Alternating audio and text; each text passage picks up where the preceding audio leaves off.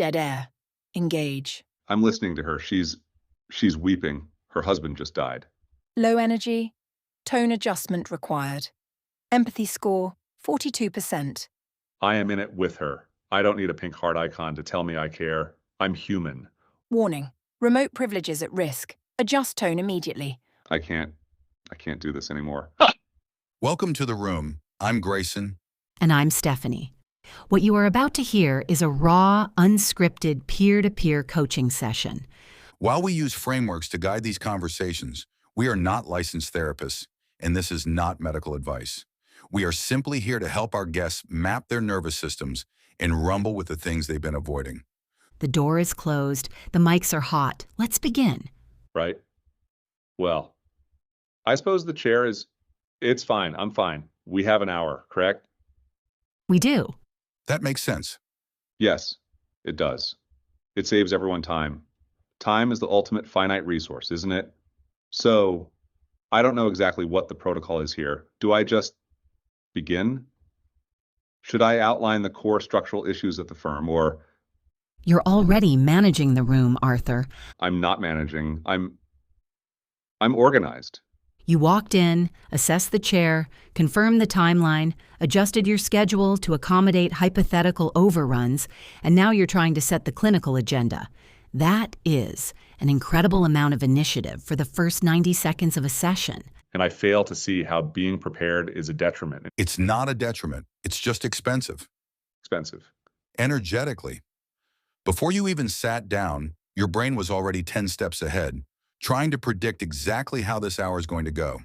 It's anticipating variables, making assumptions, trying to lock down the environment so there are absolutely no surprises. That is the definition of a high locus of control, Greyson. It's what makes me effective. If I don't control the variables control the outcome. And right now at the firm, the variables are entirely disorganized. And yet that locus of control is exactly what we need to look at today. Because right now, your initiative, it's acting as armor. Armor. Yes. It helped you cope in complex, high-friction roles. It got you to where you are. But right now, it's a way of avoiding vulnerability. If you are managing the calendar and managing the agenda, you don't actually have to be present in the room with us. You're just directing traffic to avoid feeling the impact.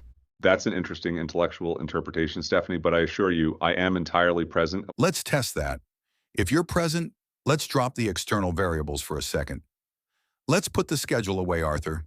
No firm, no calendar, no supply chain. Just you, sitting in this quiet room. What is actually happening inside your physical body right now? I'm fine. I'm a bit stressed, obviously, which is why I scheduled this intake. Stressed is a safe word. It's a heavy blanket you throw over everything so you don't have to look at the details. We need a higher level of emotional resolution. Resolution? Yeah. Granularity. When you say you're stressed, your brain just throws a generalized panic response over everything. It's highly inefficient. I want you to focus on your interoception, the actual physical sensations happening inside your body in this exact moment. Take a second. Don't try to think of the correct answer. Don't try to optimize it. Just feel the sensation. It's just tightness. Where? Where exactly is the tightness sitting? In my chest. And my jaw is clenched tight. Okay. Why is your jaw clenched? Because I have 42 emails waiting for me in the escalation queue and a board meeting on Friday that is going to be an unmitigated disaster if I don't step in and handle it. You're back out in the future, Arthur. You're out of the room again. Because the future requires my attention. If I don't step in, the architecture fails. And there it is, the over-functioning. It is not over-functioning if the function is objectively necessary. Is it? Or is it just that you can't tolerate the uncertainty of letting someone else handle it? You're stepping up not because it enables your team, but because the alternative, watching them potentially fail or realizing they might actually succeed without you, is too uncomfortable. You are over-functioning to protect yourself from that discomfort. I am protecting the firm. You're protecting a terrifying story you've been telling yourself for decades. Your brain has lived in a state of absolute, screaming emergency for so long that it expects a catastrophe every single time you turn around. Every time an email goes unanswered for 5 minutes, your nervous system doesn't see a minor logistical delay. It sees a fatal existential threat. Because they make mistakes.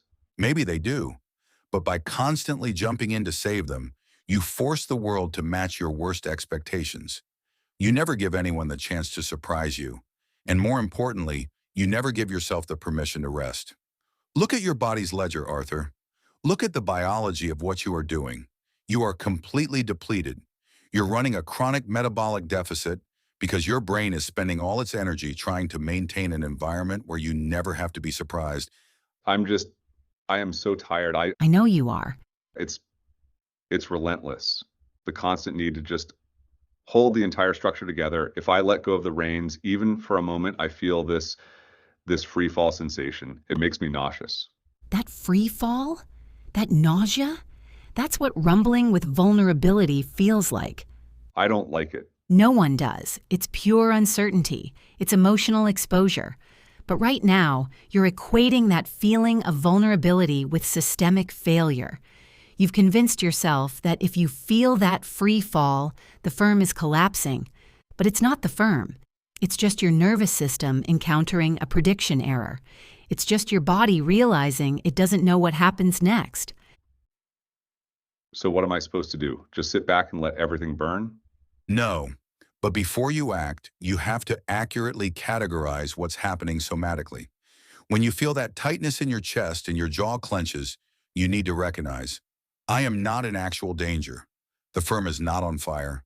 I am just experiencing the physical discomfort of not being in control. That is profoundly counterintuitive. It is. Because your armor has been welded on for decades. Unbuckling it is going to feel wrong. It is going to feel like a threat. But we can't get you back to a sustainable baseline without rumbling with that vulnerability. How's the jaw? Still clenched, but I'm aware of it now. That's the baseline. That's where we start. Let the jaw go. So let's build from that baseline, Arthur. Today, we are setting the agenda. We need to clearly define the actual problem narrative we are dismantling. And I want to be entirely clear up front. We are not here to discuss the logistical friction at your office. We are looking at the engine underneath it. The engine is that everything relies on me. If I don't manage every single detail, the entire operation falls apart. It's just a reality. Pause right there. Let's check the physical data. When you say that sentence out loud, when you vocalize that specific belief about the operation falling apart, what is the immediate physical sensation? I don't know. I don't feel anything specific.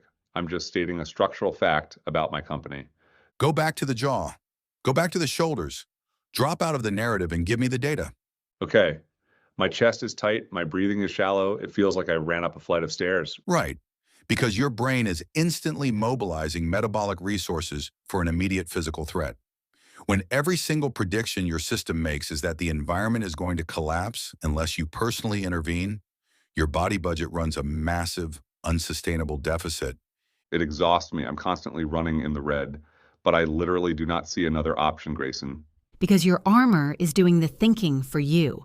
You have convinced yourself that taking on the weight of outcomes entirely outside your control is the only viable survival strategy. You are confusing necessary leadership with compulsive overfunctioning.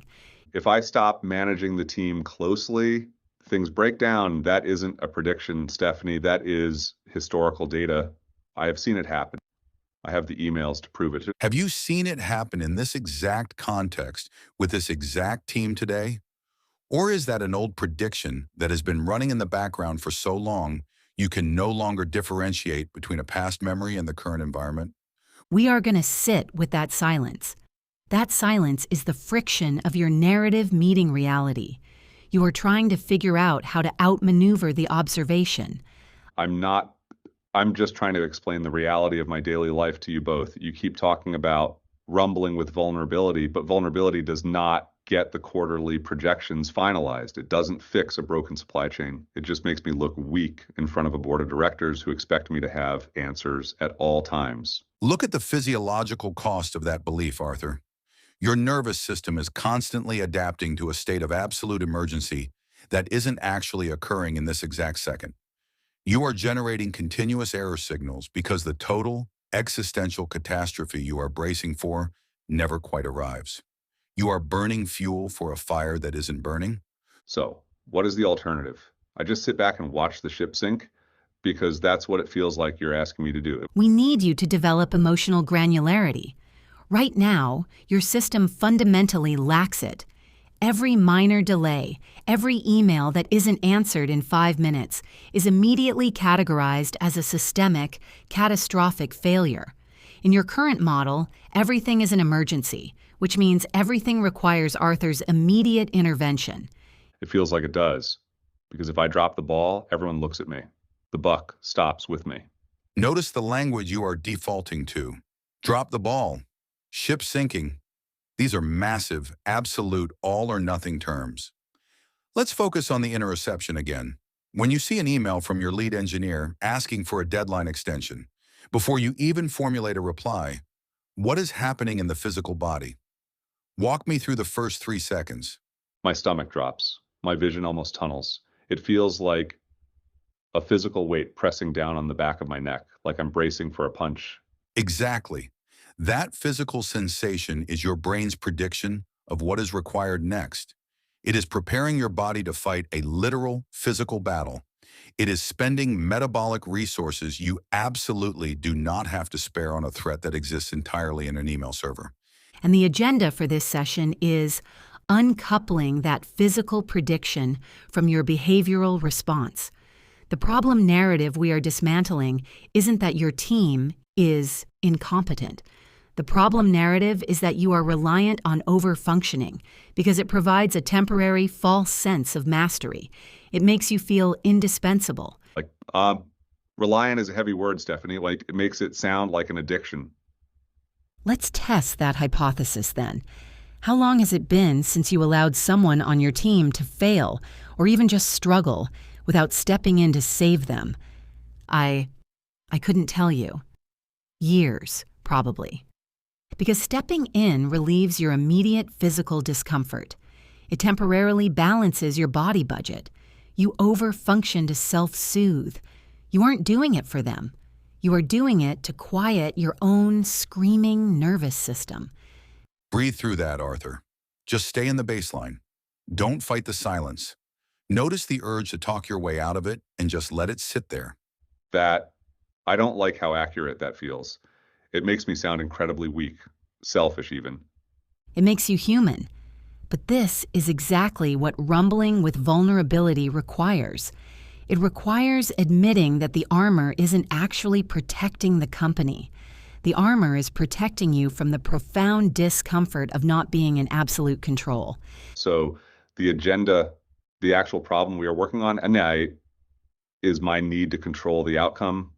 The problem is the predictive model you are using to navigate your entire life. It is outdated. It is incredibly expensive, and it is bankrupting your biology. We are going to help you build a new model, one that relies on accurate physical awareness. But we cannot build that new model without fully acknowledging the deficit of the old one.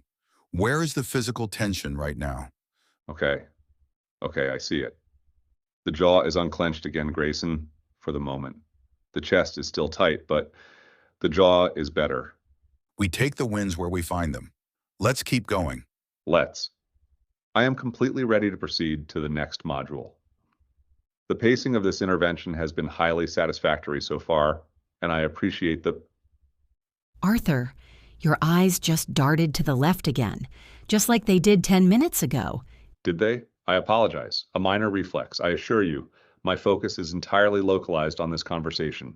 You don't need to apologize. I'm just watching your gaze jump to a phantom screen. It's like you're scanning a feed that isn't actually in the room with us. I am merely processing the data you're providing. My cognitive load is perfectly manageable. I am functioning at optimal capacity. The architecture of the discussion is clear, and I am following the parameters. Optimal capacity for what environment, Arthur? Because right now, sitting in a quiet room, your brain is attempting to balance a body budget that is operating in a severe, chronic deficit. You are bleeding metabolic resources to defend against a threat that isn't physically present. There's no threat. I'm sitting in a chair. I am speaking with two individuals. The ambient temperature is approximately 72 degrees. The acoustics in this room are slightly dampened by the wall panels. I am cataloging the sensory inputs precisely as requested. So what I'm hearing is that you are hyper aware of the logistics of this room, the temperature, the chairs, the exact phrasing of the conversation. It makes sense that you are cataloging all of this so meticulously. But I also notice that as you list those logistics, your hands are gripping the armrests so hard your knuckles are turning white. It's a grounding technique.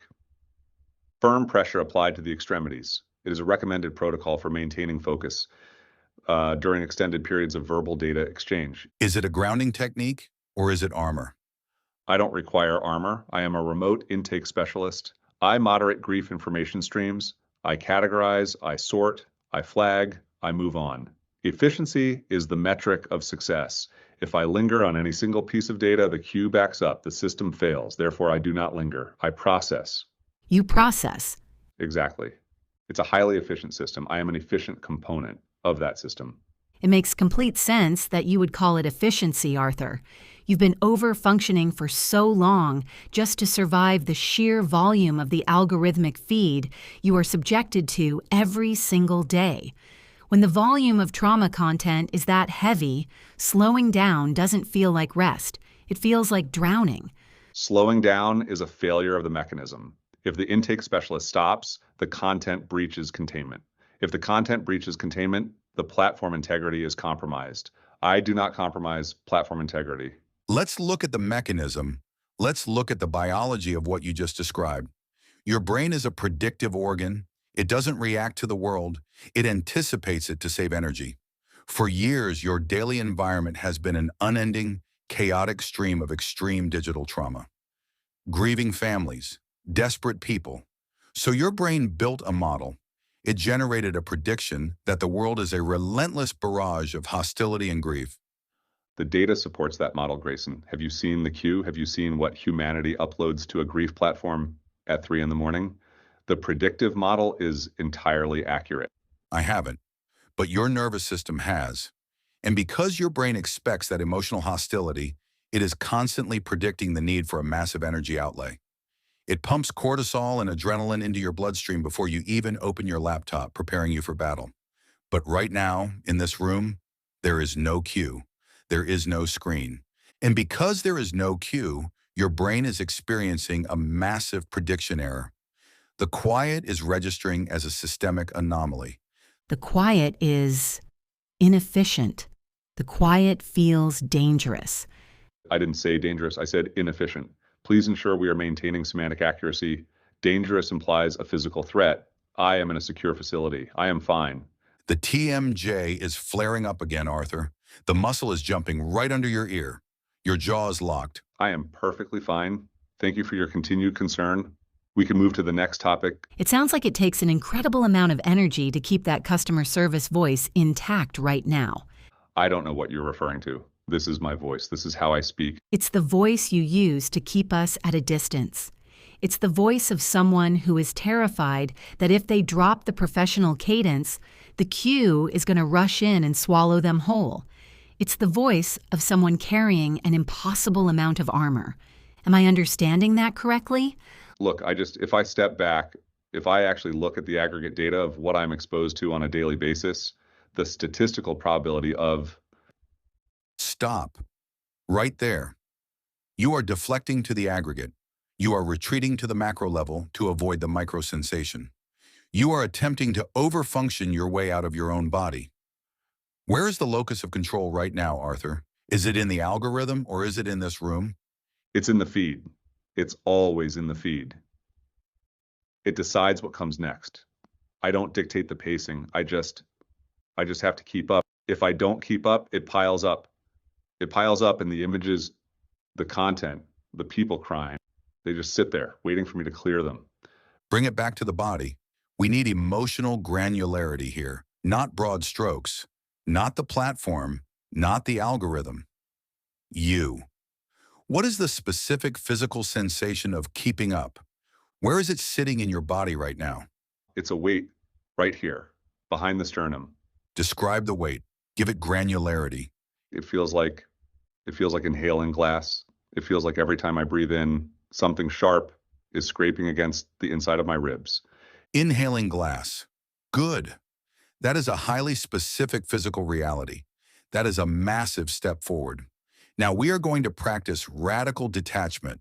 I am already detached. That's the entire point of my job. You detach from the content. You view it as binary code, zeros and ones. You do not engage. You are dissociated from the content. You are not detached. Dissociation is checking out of your body so you don't have to feel the glass. Radical detachment is the exact opposite.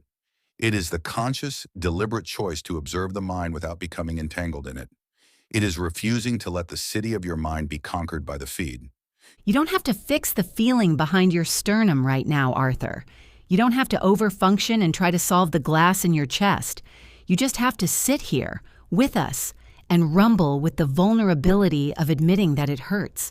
You don't have to be efficient. It hurts. I know. It hurts, and I keep waiting for the next intake to load, even when I close my eyes. My eyes keep darting to the left because the moderation panel is burned into my retinas.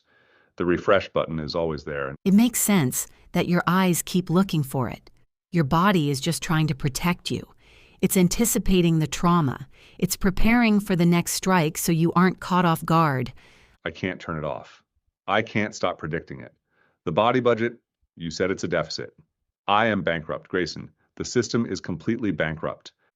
So what is the protocol for bankruptcy? How do we fix the deficit? First, we stop trying to pretend we still have capital. We stop overfunctioning. We sit in the empty room. We let the prediction errors cascade without trying to fix them. We let the quiet be quiet, even if it feels dangerous. That is deeply uncomfortable. It feels entirely counterintuitive to survival. I know, but we're right here with you. You don't have to jump out of the plane alone. Just keep breathing. Okay. Notice the chest. Check the interoception. Still glass, still heavy, but maybe breathing a little shallower. Around the edges aren't as sharp. We take the wins where we find them. Just sit with the edges. I am sitting with them. Look, I appreciate the exercise, I really do. It's a fantastic grounding technique, very robust. But I assure you, my baseline is perfectly stable. Your jaw just clicked, Arthur. Right on the word stable. You're rubbing the hinge again. Just a slight TMJ flare-up, nothing structural. I've just been doing a massive amount of vocal engagement today, interfacing with clients. It's a vocal-heavy role, naturally. I simply need to maintain proper hydration and... You're doing the voice. What voice? I'm simply communicating with you both. I want to ensure my tone conveys active participation in this process. That resonant, breathy baritone. The late-night radio DJ, it is entirely performative. Your chest is unnaturally expanded. Your shoulders are pulled sharply back. You're perching on the very edge of the sofa like you're bracing for a physical impact. I have to keep the diaphragm open. Why? Because if the frequency drops, the resonance fails to hit the mathematical baseline. We are sitting in this room together, Arthur. There is no software here. There is no algorithm scoring your resonance. You do not need the armor. I'm not wearing armor. I am engaging in a constructive dialogue. I am operating at peak efficiency. Look at your eyes. Where did they just go? Nowhere, just looking at the wall. Up and to the right. Every 3 to 4 minutes, your eyes dart upward. The phantom screen check. Your brain is predicting that you are still on the clock. It's anticipating a penalty. It believes you are in mortal danger if your pitch drops a single decibel. That we ask if I drop the pitch, if I don't maintain the audio smile, the system logs it. The Omnisentience dashboard is overlaid right across my primary monitor. It tracks my micro pauses. It tracks my conversational overlap. If a caller is weeping and I just let them weep, if I give them silence, the screen flashes. What does it flash? Big, aggressive red letters. Dead air, engage. And if I am just so tired, if I'm just so bone tired that my voice flattens out, it flashes again. Low energy. Tone adjustment required. Let's pause and find some emotional granularity here. When that screen flashes red, when the machine demands a tone adjustment, what is the exact high-resolution word for what you experience? Not stressed, not bad. I feel monitored. Monitored is an action the software is performing. What is the feeling inside the body? I feel penalized. Still an external action. Go deeper, Arthur. We are rumbling with vulnerability now. What does it actually feel like in the chest? In the throat? It feels like erasure, like I am being systematically deleted. Keep breathing. Stay with that. 6 months ago, right after they installed the platform, I had a caller. Her husband died of a glioblastoma. 4 months from the initial scan to gone. She was 32 years old, and she was just weeping on the line, uncontrollable, ragged weeping. I am right here with you. Keep going. And I just stopped typing. I stopped reading the bereavement script. I just listened to her breathe. I listened to her survive the worst moment of her entire life. My throat tightened up. My eyes burned. I was genuinely, profoundly in it with her, and then my screen flashed. We need to take a break to tell you about our sponsors. Are you completely exhausted at the end of the workday, even if you haven't moved from your desk? If you're burning out, you've probably been told you just need to manage your stress better or download another meditation app. But what if you aren't actually stressed? What if your body is simply bankrupt? Pacing picks up, projecting academic authority. The latest neuroscience reveals a startling truth. Burnout is not a psychological weakness. It's a biological accounting error. Your brain is constantly managing a metabolic body budget, and every back-to-back virtual meeting is a massive withdrawal. Enter the Architects of Resilience training program. This isn't generic corporate wellness or toxic positivity. It's a neuro-backed program built for high-performing professionals. You'll learn to decode your nervous system, debug your cognitive distortions, and literally turn the biology of panic into the precise neurochemistry of elite performance. Stop fighting your biology and start wielding it as your greatest executive advantage. Reclaim your cognitive bandwidth today. Visit architectsofresilience.com to get started. That's architectsofresilience.com. And now back to our show. What did it say? Dead air, engage. So I unmuted my headset, and my voice, my real voice, it cracked. It was completely flat. It sounded exhausted because I was exhausted, and the screen flashed again. Low energy, tone adjustment required. I didn't get the pink heart icon. The system scored me at a 42% for empathy. I don't even know what to say right now, Arthur. I am just so incredibly glad you told me that. I am sitting right down here in the dark with you. It told me I was defective. It told me I was cold, sociopathic. It told me my actual organic empathy was mathematically incorrect. Look at your locus of control right now, Arthur. You are entirely externalized. You are allowing a line of code to dictate the validity of your own humanity. Because the code signs my paychecks. If I drop below an 88% rolling average, I lose my remote privileges. I lose the apartment. I lose everything. I am not disputing the stakes of your environment. The architecture you work inside is hostile. But look at the biological hemorrhage it is causing you. You are caught in a massive control trap. You are attempting to orchestrate an algorithm's perception of your grief. You are over-functioning to such an extreme degree that your body budget is completely bankrupt. I just have to try harder. I just have to focus on the frequency. You cannot outwork a biological deficit. The brain is a metabolic engine, Arthur. Its primary mandate is anticipating your energy needs to keep you alive. You are performing a physiological simulation of humanity for 10 hours a day. Your brain is treating every single second of silence as a mortal threat. What is the shame telling you right now, Arthur? I don't. Shame relies on the unspeakable. It thrives in secrecy and silence. When the machine tells you your organic empathy is defective, what is the story you tell yourself? That I'm a fraud. That I am essentially fundamentally flawed. That if I were better at my job, I could do both. I could truly care for the widow, and I could give the machine the synthetic warmth it wants. But I can't. I am failing the only metric that matters. That is a rigid, maladaptive prediction. Your brain is predicting that if you cannot seamlessly simulate a digital doppelganger, you are unworthy of survival. That is not a broken circuit in your head, Arthur. That is a perfectly logical physical inference based on an environment of constant surveillance. But it hurts. My voice, Notice the pitch. Your voice just changed. my voice, it physically hurts. My jaw is killing me. The hinge is constantly throbbing. I wake up and my teeth feel loose from grinding them all night. I feel like I'm wearing a mask that is entirely fused to my skin. Even when I talk to my mother on the weekends, I catch myself. I catch myself modulating my pitch to hit the algorithm's warmth targets. That is the physical cost of the prediction. You are bankrupting your system to maintain a frequency that doesn't belong to you. You are attempting to control the uncontrollable. Stay with that physical sensation. What is the feeling right now? Drop the armor, Arthur. Just feel the jaw. It's tight. It's radiating up into my temples. It feels like I'm bracing for a strike. Because you are. Every time you open your mouth on that headset, your brain anticipates a violent penalty. We have to create a prediction error. We have to sever that emotional cord. You cannot control the mathematical baseline. You can only control your internal agency. How do I do that when the machine is always listening? Even when the computer is off, I feel the gaze. I feel it evaluating my breathing in my own bedroom.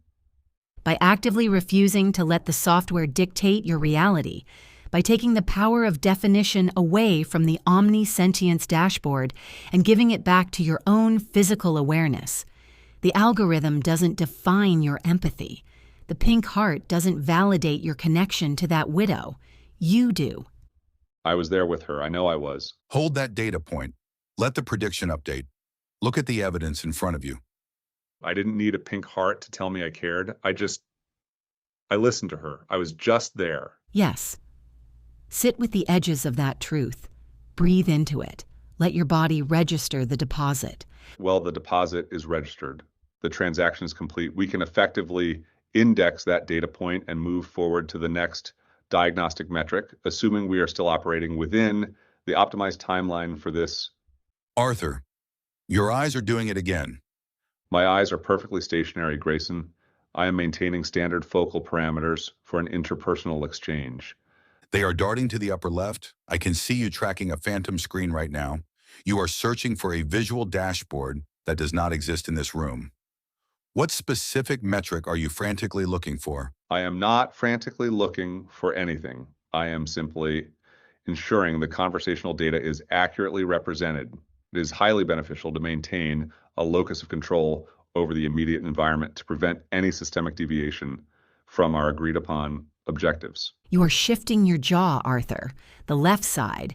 You are grinding your teeth so hard I can actually hear the click from across the table.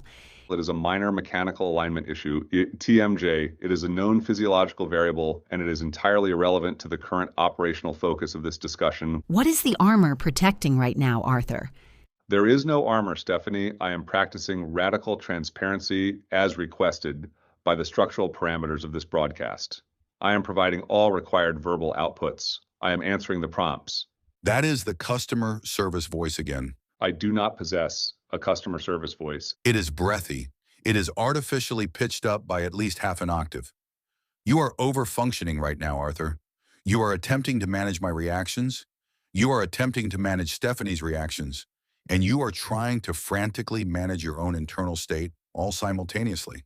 If I do not manage the inputs, the system destabilizes. That is a documented historical fact. I have extensive, verifiable data proving that unmanaged interactions, particularly in high-stakes emotional environments, lead directly to catastrophic relationship failure. I cannot allow the variables to run unmonitored. That is an old, incredibly rigid prediction based on highly toxic environments that required you to bleed yourself dry just to survive the day. But let's look at the actual evidence currently in front of you. A massive prediction error occurred today. She did not demand anything from you. She did not ask you to fix her or optimize her schedule or manage her emotional state. She just existed next to you. Yes, and I accommodated that existence. I successfully navigated the anomaly without causing a disruption. Skydiving listening means I am right here with you, Arthur. No parachute, just the wind and the drop. I am not going anywhere, and I am not going to let you navigate this away into an abstract, intellectualized algorithm. I am listening to the man underneath the customer service voice. Tell me what the physical reality feels like right now. What sensations are happening inside your chest while you try to explain this away? The physical sensations are, they are standard elevated arousal states, completely consistent with active, high-level problem solving.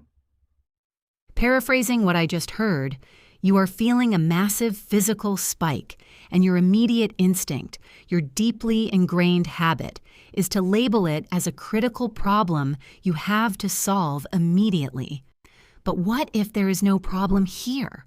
What if the body budget is just trying to process a massive unconditional deposit it has never actually received before? A deposit does not cause, a deposit is supposed to stabilize the ledger. It shouldn't feel like, It shouldn't feel like what? Say it, Arthur. It shouldn't feel like what? shouldn't feel like the entire infrastructure is cracking. Constant vigilance requires an immense amount of metabolic energy. You have been burning through your physical and cognitive reserves for years, decades even, just to maintain this shield. You have built an entire identity, an entire architecture of survival around predicting threats and managing the locus of control so tightly that nothing can ever catch you off guard again. When a genuine moment of connection bypasses that shield, it feels like a violent attack. It feels like cracking, because your brain literally doesn't have a conceptual category mapped for it yet. Look, I cannot afford to miscalculate this. You don't understand the margins I operate on. If I drop the operational focus, if I let the predictive models degrade even for a minute, I won't be able to anticipate what she needs. And if I can't anticipate what she needs before she needs it, I have absolutely no utility. And if I have no utility, You are carrying the weight of the entire world in that jaw, Arthur. Just let it stop clicking for 5 seconds. Sit back down. Breathe out. Stay right here in the room with us. Do not look at the phantom screen. Look at me. I'm looking. Can we find some emotional granularity for what is happening underneath the ribcage right now? We need to name it so your nervous system knows what to do with it. You said it feels like the infrastructure is cracking. What kind of cracking? Is it sharp? Is it hollow? It's just heavy. Heavy. Okay. That makes perfect sense given the sheer amount of data you are trying to process. What else? It's a localized pressure right in the dead center of my sternum. Like I am bracing for an impact that just isn't coming. That's the error working its way through the system. Your nervous system is physically bracing for the punishment it usually receives for letting its guard down. It is generating the exact physiological response required for a fight, but there is no enemy. But she didn't punish me. She just smiled. And I realized I had absolutely no protocol for how to respond to it. I had no script to read from. I was completely blank. You are rumbling with vulnerability, Arthur, and you have no weapons left to fight it with. You are standing in the middle of a completely safe room, wearing 50 pounds of heavy, outdated armor, and you are exhausted. I am exhausted. I am so tired. Radical detachment means we do not try to fix that exhaustion for you right now. I am not going to give you a 5-step plan to optimize your fatigue. We are going to let you feel the exact crushing weight of it. Because until your brain registers exactly how much energy you are wasting on predicting threats that simply do not exist in this room, you will never ever balance the ledger. If I take the armor off, I don't know who is underneath it. I don't know how to operate without the customer service voice. It's the only interface I have that actually works. If I drop it, I am just a variable. That is a terrifying reality to face. It makes complete logical sense why you are trying to stare at a phantom dashboard instead of feeling that level of exposure. It hurts. The pressure, it actually hurts. Good. Let the signal travel. Do not categorize it as a system failure. Categorize it as new data. Your body is finally telling you the truth about how completely bankrupt this survival strategy is. So what is the next actionable step? Tell me what to do with the data. You don't take one. You stop functioning. You stop over-functioning for us. You stop over-functioning for her. And you stop feeding the predictive models. You just sit here in this chair. and you let the jaw unclench, and you feel the hurt without trying to solve it. Just breathe into the prediction error, Arthur. We have the time. Okay. Okay, the data indicates an elevated resting heart rate, but my respiratory rate is nominal. I am observing the error. The system is paused. You are narrating the error, Arthur. You aren't breathing into it. Your eyes are tracking back and forth across the ceiling panels like you are speed reading a terms of service agreement that isn't there. You are buffering. I am simply executing the request. You asked me to cease functioning. I am documenting the cessation of the outputs. I am perfectly still. Physical stillness is not the same as internal surrender. Drop the customer service voice. This is not a look. This is simply the optimal frequency for transmitting complex information when the local environment is Armor. Pardon? It is armor. You are using algorithmic lexicon to build a wall between yourself and the reality of this room. You are grinding your molars right now visibly while telling us your respiratory rate is nominal. The physical body is telling the truth, Arthur. The body budget is completely bankrupt. The budget is my energy reserves are sufficient to complete this intake module. If you would just provide the specific parameters for the expected output, I don't require an output. My locus of control ends at my own chair. I do not care if you fix the data, Arthur. I am entirely detached from whether you optimize your life or burn it down. That is a highly inefficient therapeutic stance. I am not here to be efficient, and I am not going to step in and manage your discomfort for you. You are borrowing heavily against your biology to keep this mask up, and the interest rate is killing you. Right? Okay. So the hypothesis is that my internal state is degraded. Fine. The data supports that. I have experienced a high volume of systemic shocks, but acknowledging the damage does not patch the code. You know, if I just sit here, if I drop the armor, as you classify it, the system crashes, total failure. I cease to be useful. So the core of what you are saying is that if you stop over-functioning, if you stop generating solutions for everyone around you, you are terrified that you will just disappear, that there is nothing underneath the armor but the crash. You are allowed to answer that. We are rumbling with vulnerability here. It is highly probable, yes. If I am not calculating the next crisis, if I am not mitigating the collateral damage, then what am I doing? What is my function? That makes perfect sense. It makes absolute sense that you would try to outthink the pain. When you have been running a massive deficit for so long, stopping feels indistinguishable from dying. But we are just sitting here. The building isn't burning. It feels like it is. My chest is, there is a significant pressure anomaly. It is tight. That tightness isn't an anomaly, Arthur, and it isn't a data point to be managed. It is just a sensation. You don't have to translate it into an action plan. But the predictions, the predictive priors suggest that if I allow this pressure to persist without deploying a countermeasure, it will cascade. I will lose containment. Good. Lose it. Excuse me? Lose containment. Let the prediction fail. You are treating your own nervous system like a hostile algorithm. You are so terrified of what you might feel that you are preemptively shutting down the entire network. You have zero emotional granularity left, Arthur. You can't tell the difference between feeling a little overwhelmed right now and facing a catastrophic existential threat to your survival. They feel mathematically identical. Because you have trained your brain to categorize everything as a threat. Every sensation, every shift in heart rate, every moment of silence is a prediction error that you immediately categorize as a fatal flaw. But it is just interoception. It is just your heart beating in a quiet room. It is too loud. I know it is loud, but look at me.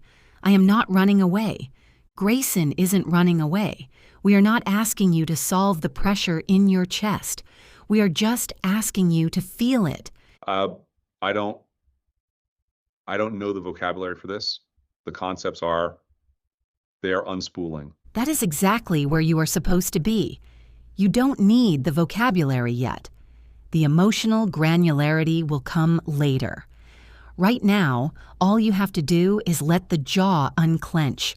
Just let it drop, Arthur. Okay. Notice the shift in your breathing. You just took your first uncalculated breath since you walked in here. It feels structurally unsound, like the floor is missing. But you are still in the chair. You are experiencing a massive prediction error, and you are surviving it. I am still in the chair. Stay in it. Let the body recalibrate. Stop spending energy trying to predict what we want you to say. It is very quiet without the calculations. It is.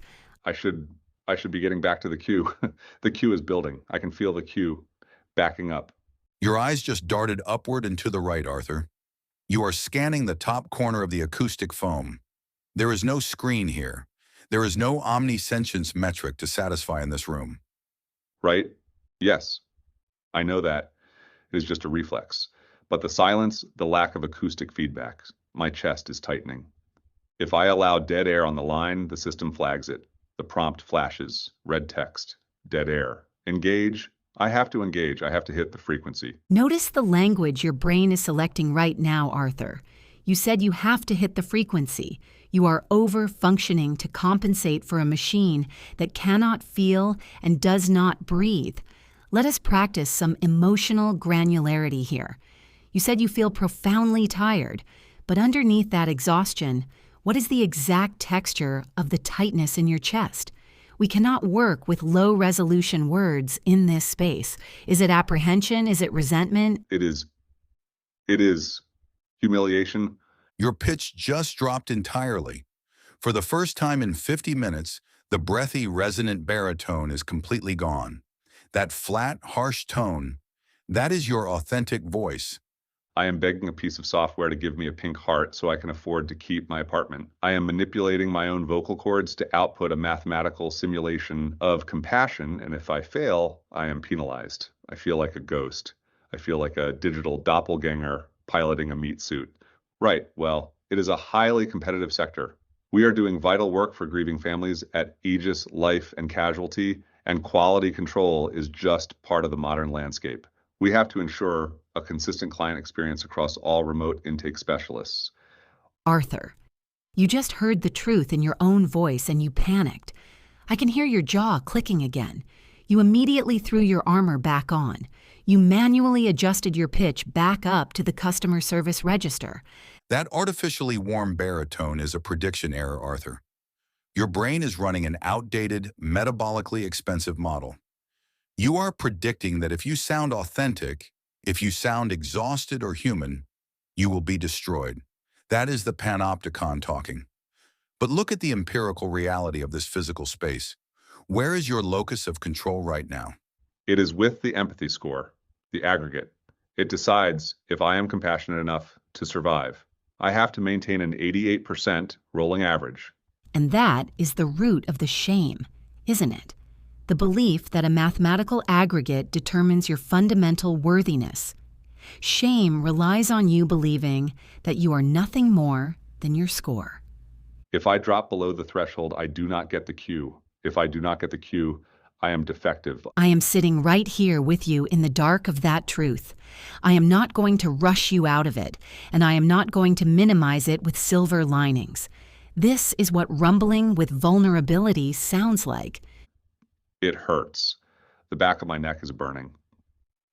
My breathing feels shallow. That is raw interception. That burning is your body budget screaming that you are in severe debt. You are pulling air only into the top third of your lungs because your brain is preparing for a physical attack. You have spent all your physiological resources predicting threats from a surveillance platform that only exists on a server. You are hemorrhaging metabolic energy trying to satisfy a line of code. But they are listening. They are always listening, even when the boom mic is unplugged, even when I am in my bed on a Sunday. I feel the gaze. I cannot turn it off. You are going to practice radical detachment. Right now, you must sever the emotional cord of over-responsibility. You cannot orchestrate the parameters of omniscience. You cannot control the algorithm or the queue. You only govern your own internal baseline. How do I do that? When every time I pause, my brain expects the red flash? By sitting in this exact silence, by updating the predictions, you are waiting for a penalty that is not coming. We are going to let the dead air hang in this room until your nervous system realizes you are safe. My jaw is shaking. Let it shake. Drop the audio smile. I do not know who I am when I am not hitting the frequency. You are a human being recognizing their own exhaustion. Let the prediction fail, Arthur. Just breathe into the dead air. But if I let it fail, the cascade starts. The open loops from the gig, they do not just vanish because I close my eyes. They replicate. It is a constant demand for an external locus of control. If I drop the customer service voice, the entire architecture collapses. That is the overfunctioning talking. You are attempting to manage a bankrupt body budget by projecting an illusion of control over a system that is inherently chaotic. I am not bankrupt. I am just operating at a high allostatic load. I just need to optimize the... Arthur, your eyes are darting to a phantom screen again. Your hands are gripping the armrests like you are bracing for an impact. You are utilizing this artificial frequency as armor. What happens if you take the armor off right now? If I take it off, I stop functioning. I am the only one maintaining the repository. I'm the only one keeping the algorithmic trauma from bleeding into the user base. If I stop overfunctioning, the system degrades. Listen to the grandiosity of that prediction. You are predicting that the survival of an entire digital environment rests exclusively on your metabolic outlay. That is a massive prediction error. It is not an error. You do not see the dashboards. You do not see the cues flashing red. If I am tracking your meaning correctly, your internal mapping, your interoception, is reporting a 5-alarm fire. It makes sense that you are locked into this frequency, but you are correct. We do not see the dashboards because they are not in this room. Right now, in this room, there is only you, me, and Greyson. We are a united front, and we are not going to validate the phantom screen. It feels incredibly loud in my head. My chest is vibrating with unseen notifications. That is the nervous system fighting the silence. Your brain is so accustomed to a high-friction, high-surveillance environment that it is interpreting this quiet safety as a threat. We are practicing radical detachment here. I am not going to fix the loudness for you. I am going to sit here and let you experience it until the prediction updates itself. It is vibrating. My teeth are vibrating. Let them vibrate. Notice the sensation without rushing to correct it. We need to build some emotional granularity here. Beyond the vibration, what is the specific texture of this exhaustion? It is brittle, like dried glass. Like if I speak too loudly, my ribs will crack. I have been rumbling with vulnerability all week, trying to keep the facade up, and it is physically degrading my joints. The right knee pain, it is a deep ache. And the lower back, the radiculopathy is screaming down to my L5 to S1. Because your nervous system is converting unresolved digital trauma into profound somatic pain. Your brain is interpreting the allostatic exhaustion as structural damage. 3 minutes left, Arthur. Do not run from the brittle feeling. Sit in it. Look, can we talk about the coping strategies you mentioned last week, the ones for optimizing the workflow? Notice the deflection. You are attempting to problem solve to escape the present moment. We are not doing that today. We are holding the boundary. Right. Okay. I am incredibly tired. That makes complete sense. You have been subsidizing a broken system with your own biological energy for years. 2 minutes? 2 minutes. Stephanie, you said earlier that the penalty is not coming. That is correct. What if the penalty is already here and I'm just waiting for everyone else to notice? So what I am hearing is that the failure you are dreading has already occurred internally, and you are just exhausting yourself, hiding the wreckage. Yes, that's exactly it. Like 1 minute. my chest feels a little lighter. That is the prediction updating. Look, there is something else. We have 30 seconds, Arthur. I know, but I have to say it now. We are listening. The reason I am the only one maintaining the repository is because I locked everyone else out yesterday. At 4 a.m., I revoked all access. They had given me admin access for testing. They will not be able to process a single transaction come Monday morning. Are you not going to say anything? I just committed corporate sabotage. I destroyed the entire environment. I'm going to go to federal prison. What you are describing is a radical, desperate attempt to force the system to stop because you felt you were dying inside of it. I ruined everything. You have to report me to the authorities, right? You have to call someone. No, Arthur. Our legal and ethical duty to report applies strictly to imminent physical harm. What you are describing is a financial and operational catastrophe. What is said in this room stays in this room. But what do I do? We are at the boundary of our time today. You are going to stop now after I just confessed to doing this? Yes, we are not going to panic, and we are not going to rush a resolution for a crisis of this magnitude in 10 seconds. We are going to hold the boundary of this space. It took profound courage to drop the mask and share this reality with us. I know you are terrified of the wreckage you've caused, but you are physically safe in this chair right now. Do you have any intent to harm yourself this weekend? No, I am terrified of Monday. That terror makes complete sense. We will be right here on Monday to face it with you. Just breathe into the silence for one more second. Okay. Before we sign off, we want to send a huge thank you to the incredible team at Fellowship of Harmony. While the space we explore on this show is vital, everyday support is just as important. Fellowship of Harmony is a nonprofit whose mission is to bring peer coaching to the masses. Finding your footing and managing stress is so much easier when you have a peer in your corner who truly understands what you're going through. You can learn more, find resources, and support their mission by visiting fellowshipofharmony.org. Again, that's fellowshipofharmony.org.